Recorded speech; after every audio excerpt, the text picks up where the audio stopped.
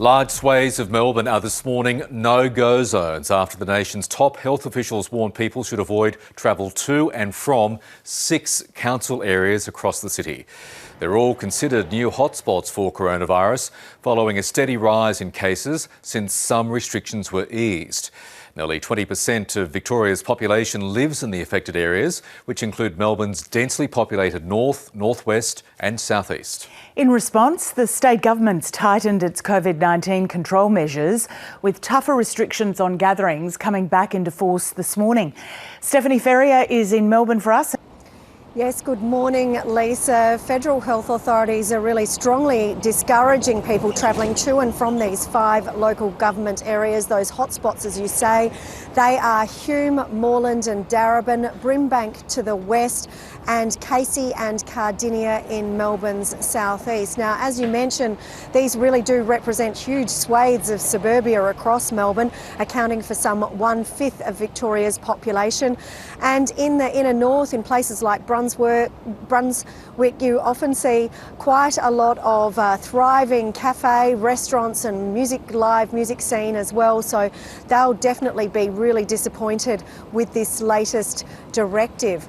Now, this follows a 5th day in a row here in Victoria where we've seen the cases spike in the double digits, with 19 new cases recorded yesterday alone.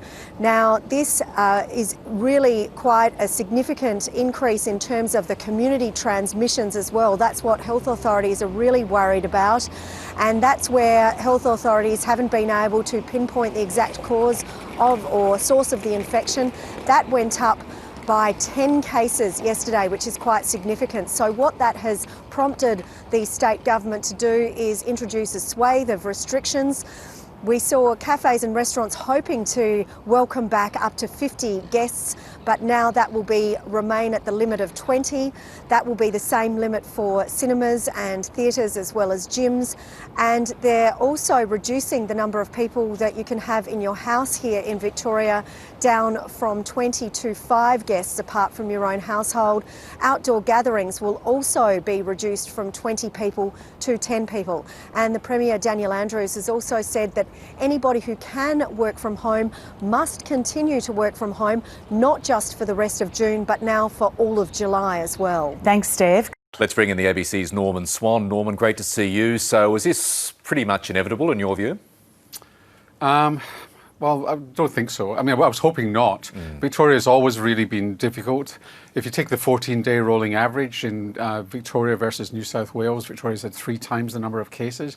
You can see why people are getting worried, because I think the rolling average now since the beginning of June is around about 140 cases in Victoria. So, you know, the daily number is fine. Well, not fine. It's not fine at all. But it's when you start accumulating those over a week, 10 days, 14 days, and this virus goes in cycles, and Victoria, as you know, anybody watching this is going, has had some unfortunate outbreaks, Keilor Downs, the meatworks, and so on, and the hotel quarantine situation. So there's virus in Victoria.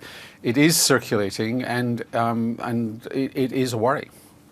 And Norman, are we likely to see this idea of them having to shut off various suburbs and have a lockdown in specific points of the region? It's traditional public health practice. Just remember that there's not a single public health textbook that will have to be rewritten as a result of COVID-19. What's happening now is what's happened in outbreaks for centuries. And the traditional way of doing this is that when you start to have local outbreaks, you circle them, you decide what the circle is, whether it's 5 kilometres or 10 kilometres.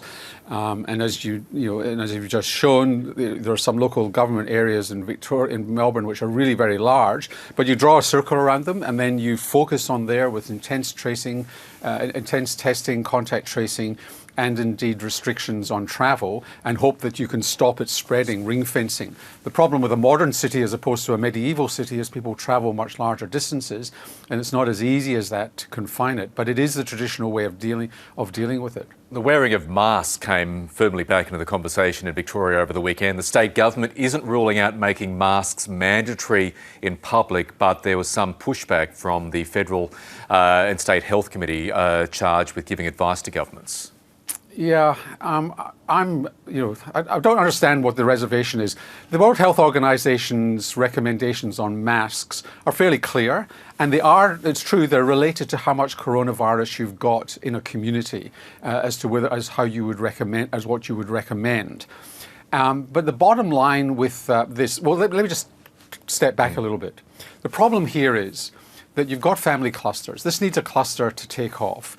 And then you've got people from the families who are either symptomatic or asymptomatic spreading out from there to their daily work and moving around the community and spreading. You don't know, with 40 to 80% of spread is from asymptomatic people, so you don't know where they are. The most likely place you're going to get infected is indoors. And if Victoria and this comes to the WHO's recommendation, is that if you're in an indoor situation where social distancing is very hard, then masks are a legitimate way to go. Therefore, what you might consider in Victoria is not so much outdoor mask wearing, but if you're getting on a tram or you're getting on a train, then you would wear a mask, so that in an indoor situation, and perhaps even in office situations, you would wear a mask. Because even if you are socially distanced, but if you're in the same enclosed space for an extended period of time, then you can catch the virus. And the more people you've got in a situation, in any environment, the more likely it is that somebody's got the virus, even when the virus is at very low levels. So masks could get Victoria over the hump. But people who say, no, let's not do it, there's a lot of skepticism which I don't really understand at the national level about masks. They do reduce the risk by about 60% if you're carrying the virus. And so, I think that Brett Sutton, the Chief Health Officer in Victoria, is considering it. Finally, Norman, you're just feeling the same that we are, perhaps that everyone's gotten a little complacent over the last few weeks? No question about that. It's been a recurrent theme, Lisa, in our conversations over the last few weeks. People do, and where could you be possibly more relaxed than at home?